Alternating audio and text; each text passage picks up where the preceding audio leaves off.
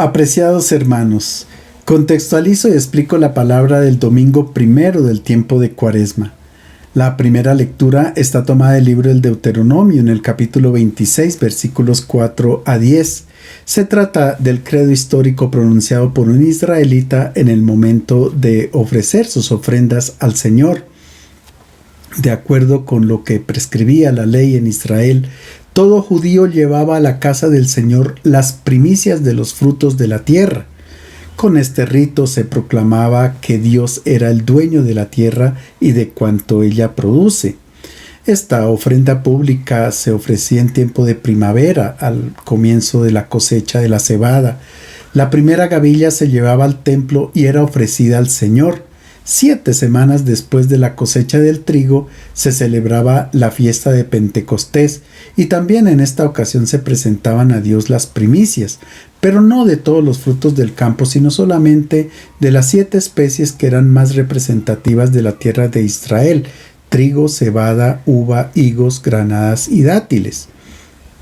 Por otra parte, existía una ceremonia privada celebrada por cada núcleo familiar. Es a esta a la que se refiere el texto de hoy. Cuando los frutos comenzaban a despuntar en los árboles, el campesino los señalaba y apenas maduraban los ponía en una canasta. Después, acompañado de toda la familia, lo llevaba al templo. Al entregarlo al ministro del Señor decía: «Reconozco que estos frutos no me pertenecen, son un regalo del Señor, han crecido en la tierra que Él me ha dado». Y aquí comienza nuestra lectura. Dijo Moisés al pueblo: «El sacerdote tomará de tu mano la canasta, la pondrá ante el altar del Señor tu Dios, y tú recitarás ante el Señor tu Dios lo siguiente: Mi padre era un arameo errante. Bajó a Egipto y residió allí con unos pocos hombres. Allí se hizo un pueblo grande, fuerte y numeroso. Los egipcios nos maltrataron y nos humillaron y nos impusieron dura esclavitud. Gritamos al Señor, Dios de nuestros padres, y el Señor escuchó nuestra voz, vio nuestra miseria, nuestros trabajos, nuestra opresión. El Señor nos sacó de Egipto con mano fuerte y con brazo extendido, con terribles portentos, con signos y prodigios, y nos trajo a este lugar y nos dio esta tierra, una tierra que emana leche y miel. Por eso traigo aquí las primicias de los frutos del suelo que me diste, Señor, y lo depositarás ante el Señor tu Dios, te postrarás ante el Señor tu Dios». El sacerdote tomaba el cesto y lo colocaba ante el altar del Señor. Después invitaba al campesino a hacer la profesión de fe. Lo ayudaba recitando en voz alta en hebreo cada versículo del credo y el peregrino repetía palabra por palabra lo que oía. Algunos piensan que el credo es una especie de elenco de verdades abstractas que es necesario creer y si no queremos ser tachados de herejes. En cambio, si preguntamos a un israelita cuál es su fe, él nos responde con un relato histórico. Comienza diciendo: «Mi padre Jacob era un arameo errante», y continúa narrando la historia de su pueblo y todo lo que Dios ha hecho con ellos. La parte central de la lectura de hoy contiene la síntesis de la historia de la salvación. En ella aparecen claramente 2 contrastes. El primero, entre la situación de los orígenes de Israel, de ser un arameo errante, sin tierra, sin seguridad y sin patria, pasa a la realidad actual, la de un próspero campesino que viene al templo con su familia, celebra serenamente la fiesta, ofrece los frutos de sus campos y se alegra porque la cosecha es abundante. La indigencia se ha convertido en prosperidad. Un poco lo que celebramos nosotros hoy con la fiesta de San Isidro, cuando presentamos los productos de la tierra, lo mejor para el Señor. El segundo contraste está entre la condición de esclavitud y la de la libertad. En tierra extranjera Israel ha sido oprimido, maltratado y humillado, pero ahora vive en tierra propia, libre y feliz.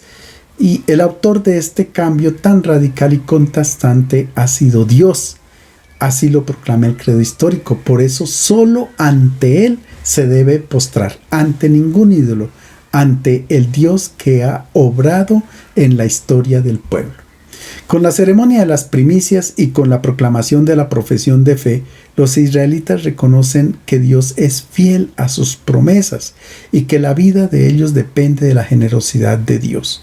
Todo es un regalo de Él. Ahora bien, ¿cuál era el destino de los productos de la tierra que el judío ofrecía al sacerdote? Se podría pensar que eran para él, porque oficiaba el rito, pero no.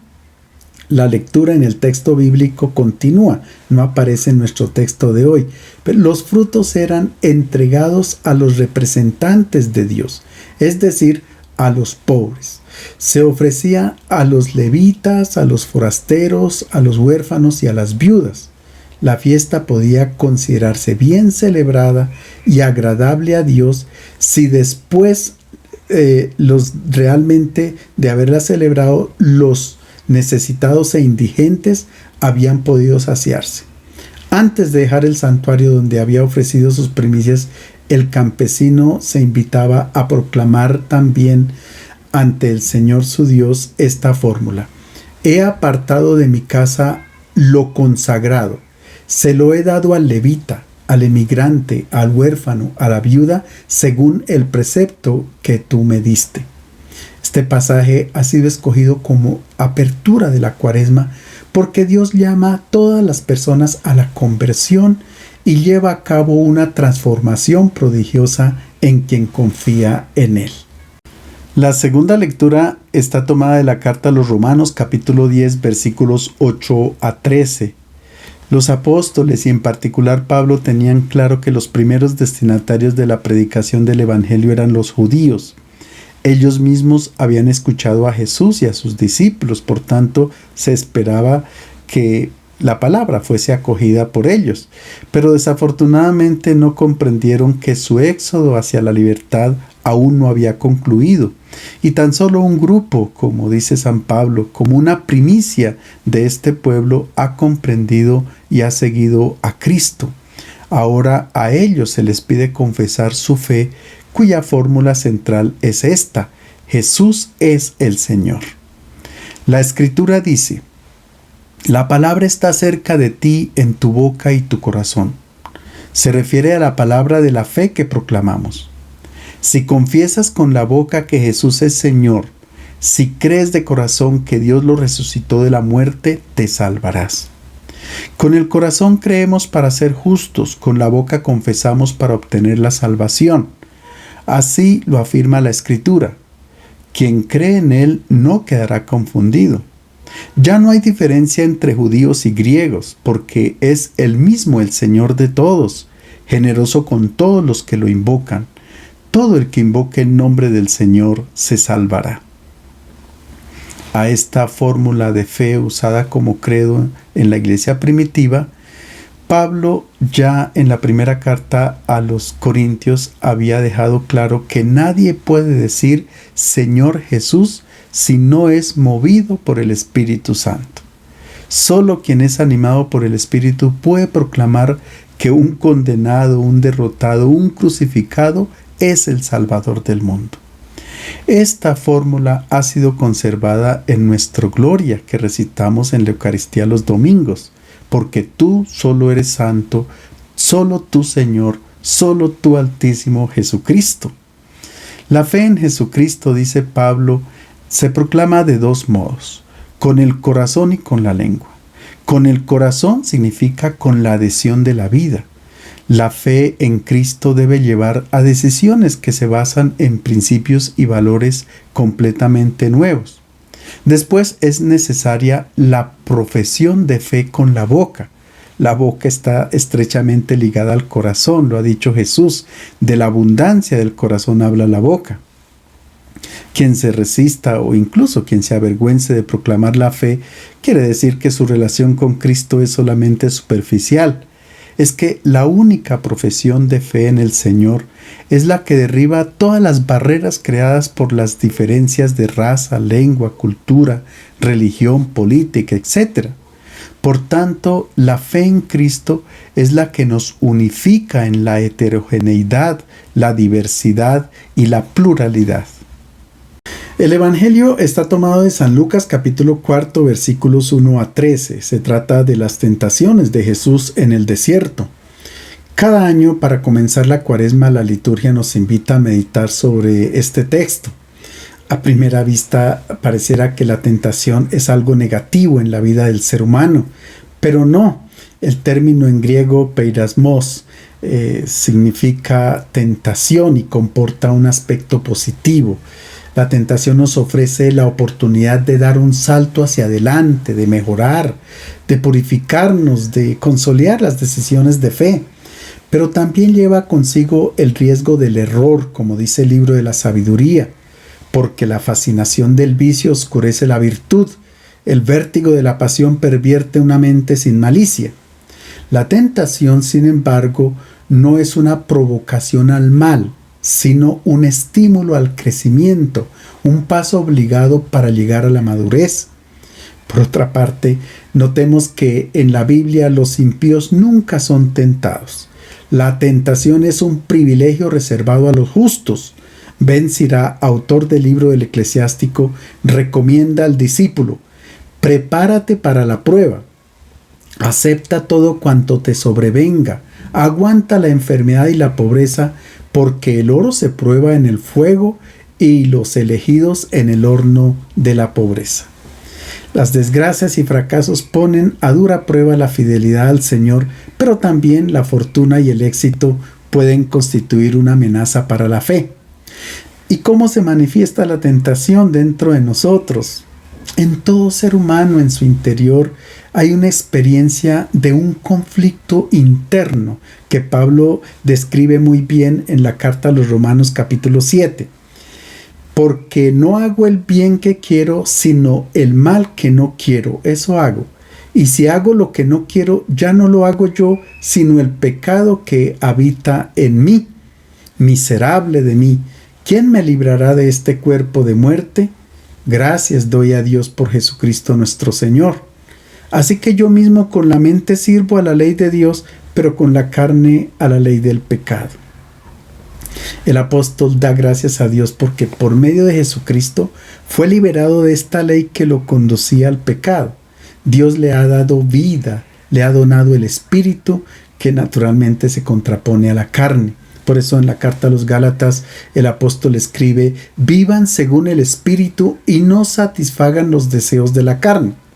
Ahora bien, por carne no se entienden los músculos, sino los impulsos y deseos que brotan de nuestra vida biológica. El instinto de devolver mal por mal, de acumular los bienes de manera egoísta, etc., son impulsos contrarios a los que emergen del Espíritu. Jesús, como hombre mortal, experimentó también este conflicto interno, como nos dice la carta a los Hebreos. Nuestro sumo sacerdote entiende nuestras debilidades porque él mismo experimentó nuestras tentaciones y a pesar de que nunca cometió pecado. Y también dice como que él conoce nuestra fragilidad y no se avergüenza de llamarnos hermanos porque sabe cuánto es difícil ser fiel a la voz del Espíritu. Con esta introducción vayamos al texto de las tentaciones en la versión de Lucas. Mientras que San Marcos, sin ofrecer detalles, enfatiza que Jesús fue tentado durante 40 días y 40 noches para indicar que la tentación lo acompañó durante toda su vida, Mateo y Lucas, algunos años más tarde, ampliaron el relato de las tentaciones y Lucas nos ofrece 3 parábolas para indicar que Jesús fue tentado durante toda su vida. Recordemos que durante el bautismo Jesús escuchó una voz que venía del cielo que decía: este es mi Hijo amado. La palabra hijo significa alguien que transparenta la vida del Padre. Por tanto, Jesús refleja la identidad de Dios y el relato de las tentaciones entonces está para decirnos cómo se comporta un hijo de Dios frente a ellas. Porque el maligno ofrece una imagen deformada de Dios y presenta al Dios de este mundo, que quiere separar, dividir, como su nombre lo indica. La palabra diabolos se compone de la preposición dia, que significa a través de, y el verbo balo, que significa lanzar. Es como si lanzara una cuerda para dividir y para que la persona tropiece y caiga. Veamos la primera tentación y cómo Jesús responde a ella. En aquel tiempo Jesús, lleno de Espíritu Santo, se alejó del Jordán y se dejó llevar por el Espíritu al desierto, donde permaneció 40 días siendo tentado por el diablo. En ese tiempo no comió nada y al final sintió hambre. El diablo le dijo: si eres hijo de Dios, di a esta piedra que se convierte en pan. Le respondió Jesús: está escrito, no solo de pan vive el hombre. Notemos que el Espíritu es quien conduce, quien guía a Jesús hacia el desierto. Geográficamente se ubica el lugar de las tentaciones en el desierto de Judea, en una montaña rocosa donde se construyó el monasterio de San Jorge. Pero el desierto es una imagen bíblica que evoca la travesía del pueblo de Israel cuando salió de la esclavitud de Egipto hacia la tierra prometida. Los israelitas duraron allí 40 años y experimentaron las necesidades que emergen de la vida biológica, es decir, tenían sed de agua, necesidad del alimento, del vestido, de la vivienda, etc. Necesidades que todo hombre tiene que satisfacer con su trabajo y con su esfuerzo. La primera tentación hace referencia entonces a la relación con las cosas materiales y en concreto con el alimento. El maligno sugiere considerar los bienes materiales como absolutos. La frase "di que esta piedra se convierte en pan" significa la dedicación de toda la vida de una persona para construir un bienestar egoísta. Esto es lo que sugiere el maligno cuando presenta a Dios como el Dios del mundo, lo que piensa todo el mundo.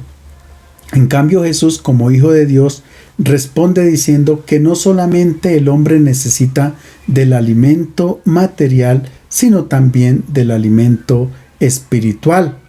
La vida que no perece es muy importante. Hay que cultivarla para que crezca en nosotros.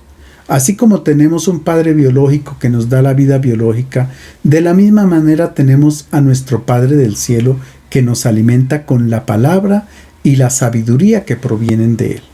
Es importante elevar los ojos al cielo para descubrir el sentido último de nuestra existencia y no replegarnos únicamente en la vida biológica.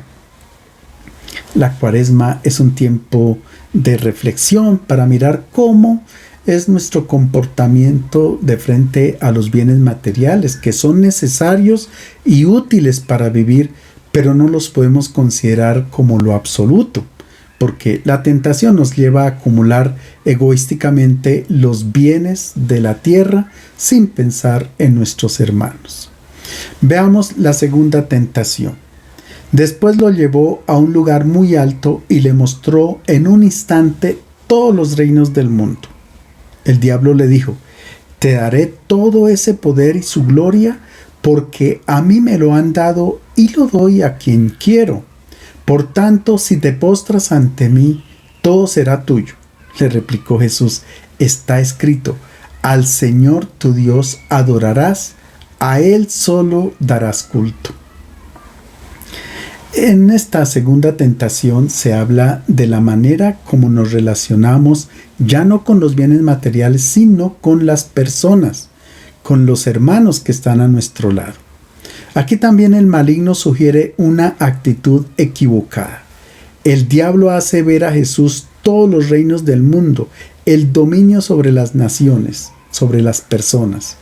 Inmediatamente el pensamiento vuela al Imperio Romano, que era la potencia que dominaba en la época. Tiberio, el grande emperador romano, se había hecho construir una gigante y hermosa villa en la isla de Capri, con una vista preciosa al Golfo de Nápoles.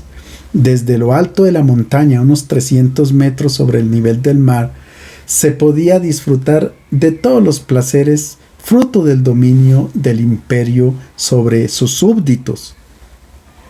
El maligno promete a Jesús convertirlo en una estrella con fuerza y poder ante la cual todos tendrían que inclinarse, como sucede con los grandes reyes de la tierra. Personas muy famosas que aparecen en los libros de historia por sus extensas conquistas, por los nombres que dan a las ciudades, etc. Pensemos en Alejandro el Grande, que llegó a conquistar incluso tierras de la India y construyó una famosa ciudad en la desembocadura del río Nilo en Egipto, que la llamó Alejandría en su honor.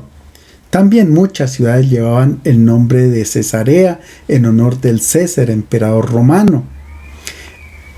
Actualmente también se podría pensar en los grandes de la tierra, en los grandes reyes de la tecnología, de las multinacionales, etc. Hay un dominio del mundo, es decir, el maligno promete que se postren ante él, porque él indica el camino que se debe realizar para competir entre unos y otros, como dice el libro del Eclesiastés. Yo me volví a considerar todas las violencias perpetuadas bajo el sol. Yo he visto que todo trabajo y toda obra excelente son resultado de la rivalidad del hombre contra su prójimo. También esto es vanidad y aflicción de espíritu, dice Coelet. Pareciera que todos los reinos de este mundo nacieran de un pacto con el diablo, donde se lucha por prevalecer y dominar. Donde se inclinan a adorar estos reinos, en realidad están adorando al maligno. La respuesta de Jesús es clara. En vez del dominio sobre el otro, Él propone el servicio al hermano. Dar culto a Dios significa escuchar la voz del Espíritu que impulsa a hacer el bien sirviendo a los hermanos. Jesús propone ser grande, sí, pero no ocupando el lugar de más altura, el lugar visible, sino escogiendo el último puesto y adoptando una actitud de servicio. El apóstol Pablo en la carta a los Filipenses nos invita a tener los mismos sentimientos de Cristo, el cual, siendo de condición divina, no retuvo ser igual a Dios, sino que se despojó de sí mismo y tomó la condición de esclavo, haciéndose semejante a uno de nosotros. Por tanto, Dios lo exaltó y le dio el nombre sobre todo nombre, para que al nombre de Jesús toda rodilla se doble en los cielos, en la tierra y en los abismos. La persona no es grande cuando domina, cuando recurre a la violencia, causa divisiones en la comunidad o en la sociedad, sino cuando propugna por la unidad y por la construcción de la paz. Escuchemos la tercera tentación. Entonces el diablo lo condujo a Jerusalén, lo colocó en la parte más alta del templo y le dijo: si eres hijo de Dios, tírate abajo desde aquí, porque está escrito: ha dado órdenes a sus ángeles para que te cuiden, y te llevarán en sus manos para que tu pie no tropiece en la piedra. Le respondió Jesús: está dicho, no pondrás a prueba al Señor tu Dios. Concluida la tentación, el diablo se alejó de él hasta otra ocasión. Notemos que es común a estas tentaciones, a las dos últimas, que Jesús se ha llevado por el diablo a los lugares más altos. Es decir, es la manera como el evangelista ilustra para explicar cómo el maligno toca la fibra más sensible del ser humano, que es el orgullo.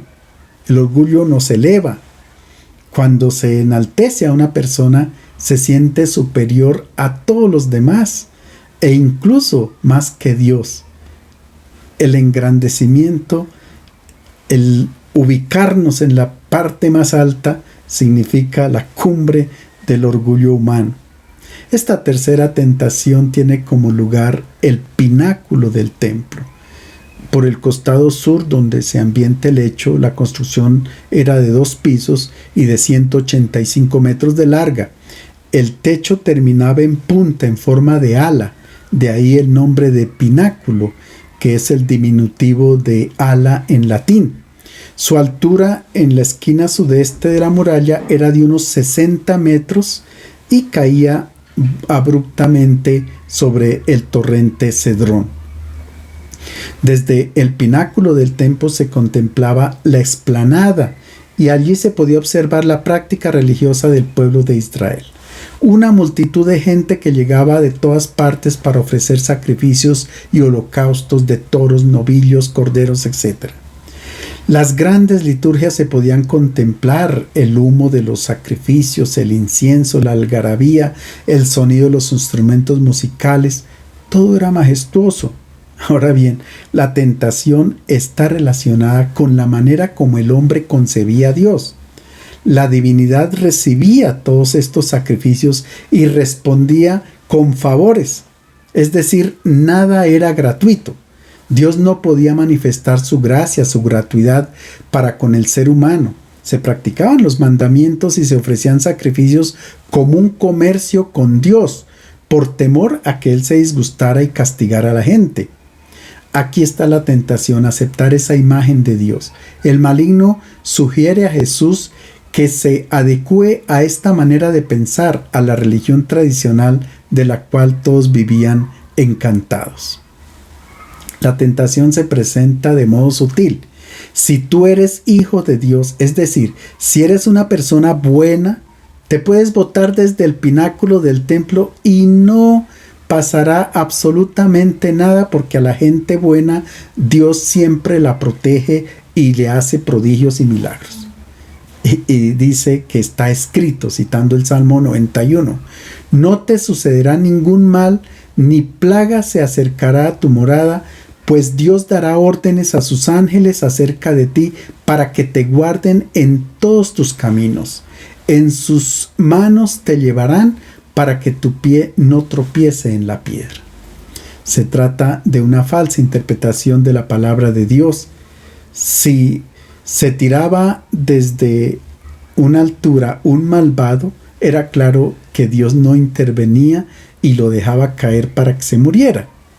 Esta imagen de Dios es rechazada por Jesús porque deforma la identidad de Dios, que es amor y solo amor para con justos e injustos, con buenos y pecadores, con ingratos y malvados.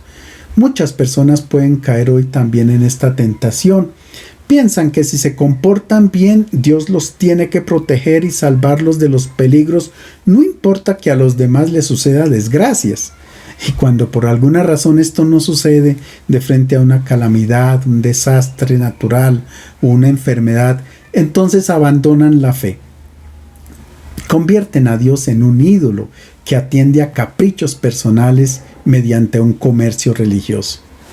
El pueblo de Israel experimentó esta tentación durante la travesía por el desierto, cuando les faltó el agua. Decían: ¿está o no el Señor entre nosotros? El pueblo duda del amor de Dios. Esperaban que enviara inmediatamente ángeles a socorrer al pueblo.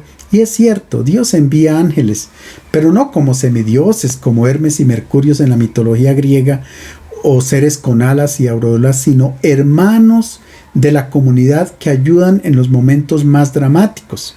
Los ángeles en la Biblia son personas reales, mediadoras del amor de Dios para con los pobres y necesitados. Ellos nos asisten haciendo presente la misericordia de Dios, pero también muchas veces nosotros somos ángeles porque ayudamos en nombre del Señor. Jesús responde al maligno: no pondrás a prueba al Señor tu Dios. Es que quien ama no pone a prueba a la persona amada, no le exige evidencias de su amor. Nosotros podemos imaginar humanamente a Jesús durante el tiempo de la pasión, cuando Dios pareciera no intervenir, a pesar de que Jesús tiene la razón, porque es un justo. Los acontecimientos suceden como si Dios guardara silencio, como si no viera. De pronto Dios debiera desenmascarar la falsedad de Anás y Caifás, pero pareciera que a los malvados les va bien, mientras que a los justos y a los débiles aparentemente les va muy mal.